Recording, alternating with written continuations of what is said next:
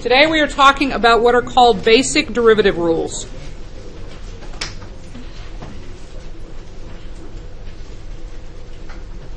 I'm going to probably go into more detail than they have been doing in physics.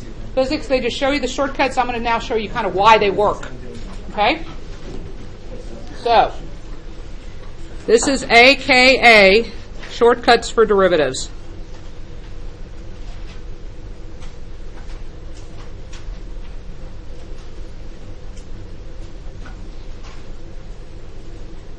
I used an example last period, but I have a better one this time. Do you remember back in Algebra 2 or Pre-Cal when you learned the log rules? And when you had like log of A times B, and when you separated it became addition, which was kind of weird. It just didn't seem right, but it was the way that it worked. A lot of what we're going to be doing today is going to seem a little weird. It just doesn't seem like mathematically that's what you're supposed to do. But after you've done it for a while, it's just going to become second nature. And it's things that work with derivatives. As Newton and Leibniz were working through all these longhand derivatives like you were doing, they started seeing patterns emerging. And those patterns are what become the shortcut rules. So we don't have to do the f of x plus h every time for a derivative. There's just a way you can get it in one step. And that's what we're going to be talking about. Now, it only works on certain functions. It works on polynomials.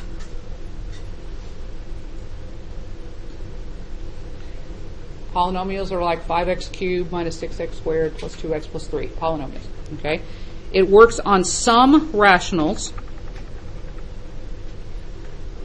and on some radicals. And these three type of functions they're talking about all fall into one category. Pre-AP studied it as part of a unit last year. Regular, we didn't talk about it. But all you're going to need to know for this, I'm going to teach you right now. It's going to be a good review. It's called a power function. These are actually today called the power rules because they work on power functions. And a power function is a function that looks like this. All you really need to know is that it's y equals a times x to the power of b. They all have to look like that. And a and b can be any real number.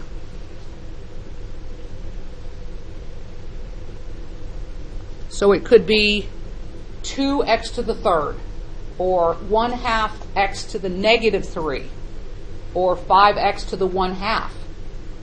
The a and the b can be any number you want. It could be x to the square root of 3 if you wanted. We're not going to get that difficult today, but that's what's possible. So every problem we do today is going to look like this. And if it doesn't look like this, you're going to have to make it look like this. Okay? So here are what are called the power function rules.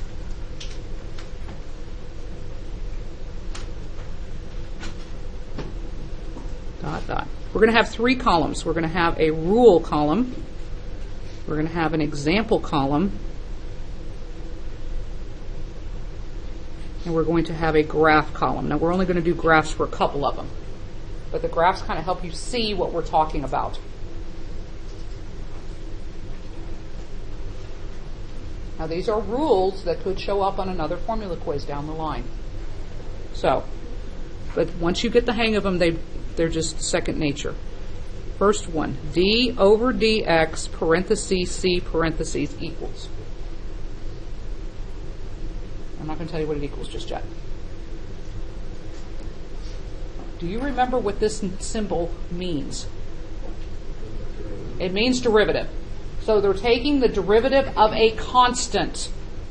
Now, what's a synonym I told you for derivative? What is it showing you on a graph? It's showing you slope. So what is the slope of a constant graph? A constant graph being a graph that's horizontal. What's the slope? What's the slope of this line? The slope is 0. When it's flat, it's 0. So the derivative of a constant is 0, and you just need to memorize that. So if the function is y equals 6, for example, you can just instantly say that the derivative y prime would be 0. No work involved. You don't have to do an f of x plus h, f of x, all that good stuff. It's right there. It's just 0 because it's a constant. And graphically, it makes sense. If you have a flat line like I showed you with my pen, the slope of that line will be 0. That's why the derivative is 0, because derivative means slope. Couldn't you say it was 0 in the long range? It wouldn't have much difference. Say that one more time. Well, if the slope was 0, it wouldn't even move. Because you know how you run, like the saying, you run before you jump or something like that? Right, rise over run. So you're not going up anymore, but you're still going. Oh, yeah, so it's 0 over 3, which is 0, or 0 over 5, which is 0. It's still 0, no matter where you start. Yes. Okay. Just for me, and for emphasis, I'm going to switch back and forth from colors here. So the d over dx of x equals. So this is saying the derivative of x, or, let's jump over to the graph, the slope of that line right there, y equals x. What's its slope? 1. The slope is 1. The slope is 1. So, another one to memorize. Whenever you say the derivative of an x, it's just a 1. So if the problem is y equals x, the derivative will be 1. You just need to memorize that.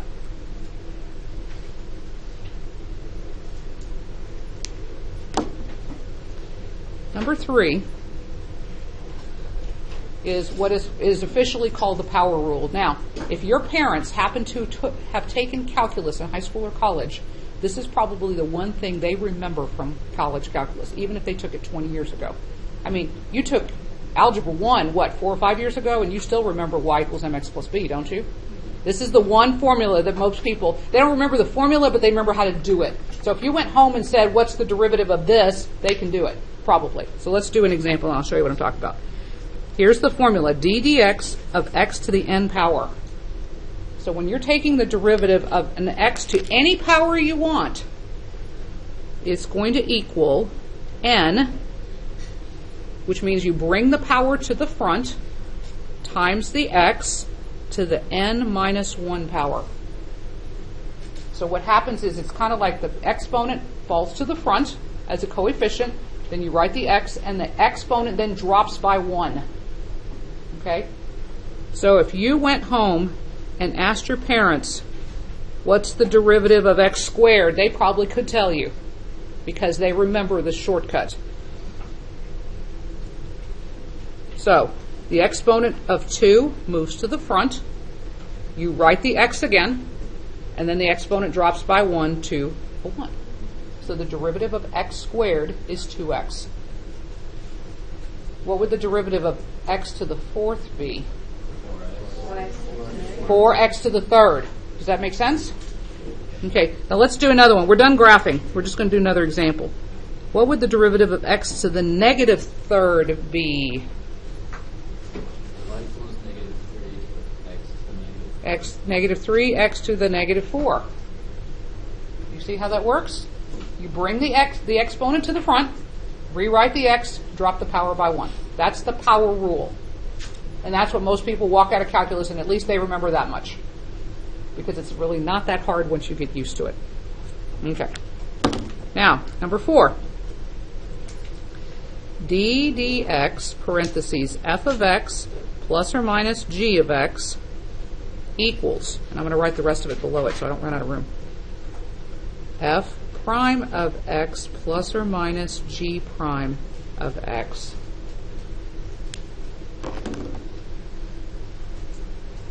d dx of f of x plus or minus g of x equals f prime of x plus or minus g prime of x. Does anybody want to take a stab at what that means? You just add their slopes together. You're on the right track. What slope? I mean, why are you talking there's multiple slopes? Okay, because I have two functions here, right? You're saying that I just take the slopes of each one. Is that what you're trying to tell me? Yeah. You're right.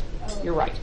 So this says if I'm supposed to take the derivative of this long problem, lots of terms in it, I'm supposed to just take the derivative of each one individually.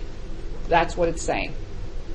So when you have more, if it's not just x squared, let's say it said x squared plus 5x plus 2, I take the derivative of the x squared, then the derivative of the 5x, then the derivative of the 2. Okay? So, for example, let's do one of these. So if the function is x cubed minus x squared plus 3, three different power rules or power functions added together, you just take the derivative of each one at a time. That's what it's saying. So what's the derivative of x third? X to the third. 3x squared. There's the first one done. The signs never change. Well, they might, unless if it was like minus a power of negative. But here the sign just comes down. What's the derivative of x squared again? 2x. We just did that one. Now what's the derivative of a 3? 0, because the derivative of a constant is always 0. You can write the plus 0 or you can leave it off. You don't have to write it down. So I put it in a parentheses to note that you could write it or you can forget it. Just remember that the derivative of a constant is a 0. Questions? Okay, I have one more. Number 5. Move it up. D over dx, parentheses k times f of x, equals k times f prime of x. Why are we using d over dx to represent y prime? Because the f of x is always in here, and the only way to write the derivative of this, especially because we're doing multiple things, is to put the d over dx outside. So you can't put y prime? No, because the y prime and f of x mean the same thing. It's like multiplying two of them together.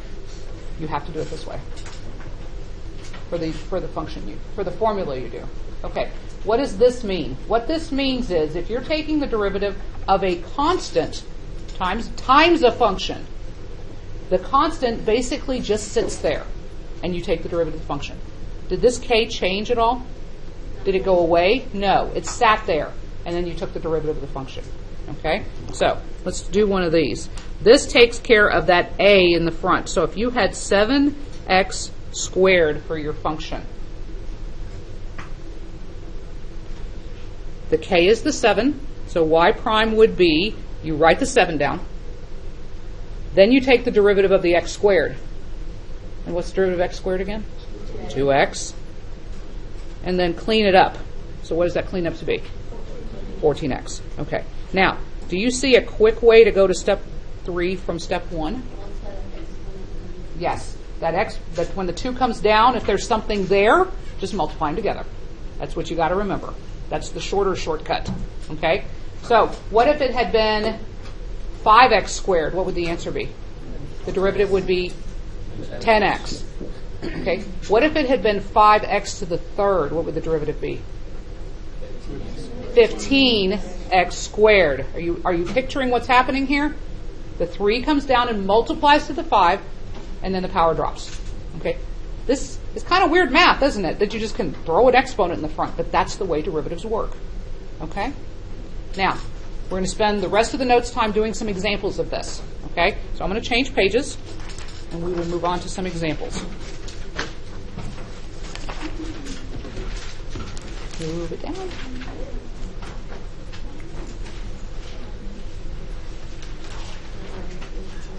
The examples. Find the derivative.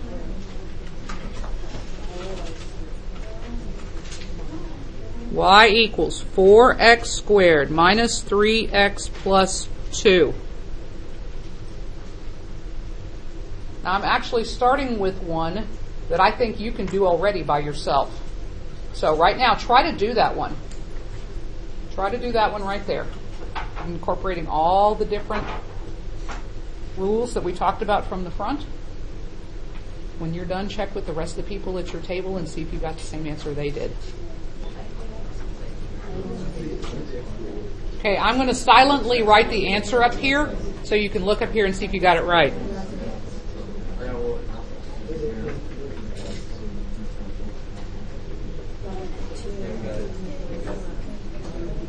Okay, what's in parentheses does not have to be there. And actually, I'd like you to get in the habit of not writing it down.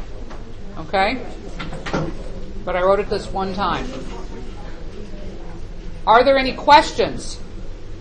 Okay, we're doing wonderfully on time yet again, which I'm so excited about. Okay, next problem. Y equals 4 over 5x to the fourth. Okay. In order to use the power rules, you have to have a power function. And a power function, remember, is a number times an x to a power. This is a number divided by a number times an x to a power. So this, right now the way it looks, is not going to work with the power rule. Okay? So what I need to do is I need to rewrite this in another way.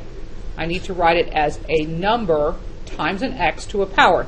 So what I'm going to do is take just the x to the fourth, and I'm going to actually move it up off the bottom of the fraction. So my number in the front is 4/5. I have an x, and what power is that x really? It's -4. Okay, remember that the way negative exponents work is whenever in Algebra 2 and Pre-Cal, when you saw a negative exponent, what did you always do? You threw it on the bottom of the fraction. Now for calculus, what we have to do is take it out and put it up, because that's the only way we can take its derivative. Okay? So it had an exponent of -4 before you moved it down, so we're going to pull it back up where it was. Now it's a times x to the b, and I can take the derivative this way. Another very important thing. Did I write y prime here? No, because I have not lowered that power down yet. This is still y. It's just a rewrite of y. So now y prime equals, and you better be writing y equals and y prime equals in the right places when you do this. So bring that power down, multiply it to that fraction. What would it be? -16 over 5, x to the what power? -5. Okay. My rule is the answer when you're done has to look like the original problem did. The original problem had no negative exponents. So I need to make this have no negative exponents. So it's going to be y prime equals, I need to take that x, put it back on the bottom of the fraction, 16 over 5x to the 5th. And that's finished. Is the whole thing still negative? Yeah. Oh, I forgot about the negative. Thank you. Good catch. Forgot about that. So, here's on page, just, I understand that you can flip it up to the top to make it a positive exponent. But how do you move it outside of the fraction as a whole? I thought it just went on the numerator as opposed to being. Okay, it's the same way. Just like, Okay, do you agree that 4x over 5 is the same thing as 4/5 x? Yes, that's what I did. It doesn't have to go to the numerator. It can go out to the side. Just like I said, 4/5 x and 4x over 5 are the same thing. It can go either place. oh, okay. So if you were to write it the other way, it'd still be right. Well, yes, but you really want it to be a number times an x to a power, to make it look in the power format. Another question, anybody? All right, let's try another one. Moving up. Y equals the cube root of x to the 4th. The cube root of x to the 4th. Okay. That is definitely not a power. That's a root. So the first thing I've got to do is write it as a power. Now this is review. Say it again, Chris. This is x to the 4/3. Power over root. That's the rule. Whenever you see a radical and then it has an exponent on the inside, it's power over root. The way to remember it is this. Where are the roots of the tree? On the bottom. So the root number goes on the bottom. Okay? So it's x to the 4/3. Now we write y prime because now we're ready to bring the exponent down. So it's going to be 4/3 x to the what power? Be careful.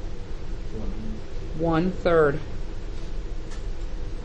Are you with me? Okay, I started with radicals. I need to end with radicals. So I need to put that back in a root. So y prime will be 4/3. What kind of root is this? It's a third root, again, x to the 1st, and I'm done. You don't need the 1 exponent if you don't want it. Instead of writing y prime continuously, can you just put y prime 1 equals this, then equals this? On your final answer, I would like the y prime. But yes, if there's multiple steps in between, definitely, you can do that. All right? Okay, what time are we going to? All right. Let's do this one. Y equals 1/2 x to the 3rd minus 6x minus 5 over x. This is one I'm going to start with you, and then I'm going to let you finish it.